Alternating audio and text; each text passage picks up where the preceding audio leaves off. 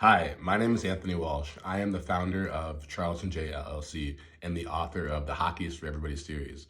I'm coming to you today because I want to just explain a little bit, in 5 minutes or less, how I have come to the point that I'm at.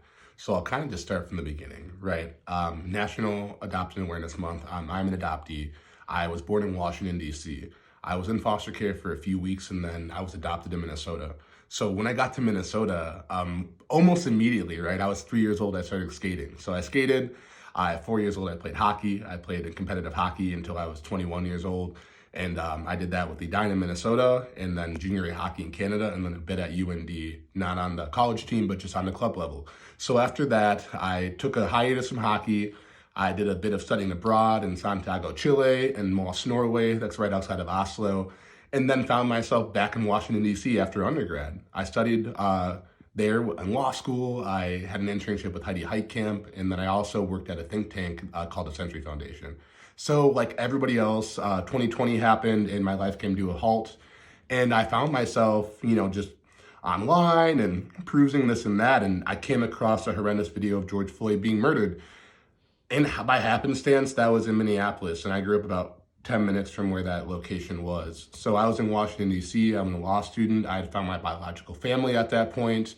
I was in an elated state, but that shook me out of my elated state into a state of shock and awe and having to do something. I told myself never again. And in that moment, I made a decision to transfer law schools to Mitchell Hamlin School of Law in St. Paul. And from there, I started grassroots work on the ground. I, began coaching hockey and I began to find myself in the community. I did ask myself, how can I now reduce fear in the community and build relationships cross-culturally? And I found myself drawn to the idea of writing a children's book. So from there, I said, what can I do?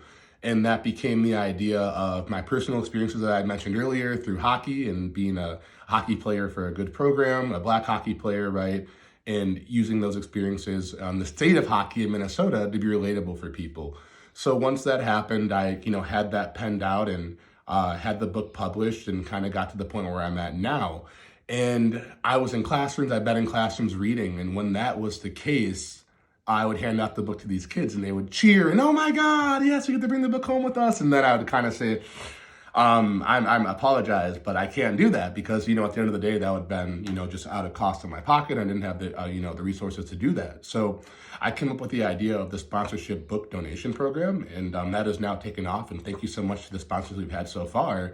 But yeah, now I'm able to go into the classroom. I'm able to read the book. We're able to go through the lessons, but now the kids are able to take the book home with them.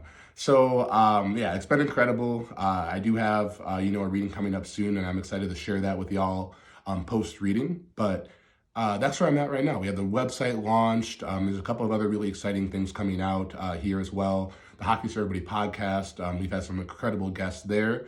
And then the second book is on its way out. We'll be here early 2023. And the third one is actually in the works and will be here as well in 2023. So it's so excited to have you here and cannot wait to continue this forward momentum and progress. So thank you so much for being a part of this mission, this movement, this journey, and cannot wait to have you continued on this journey. So thank you so much.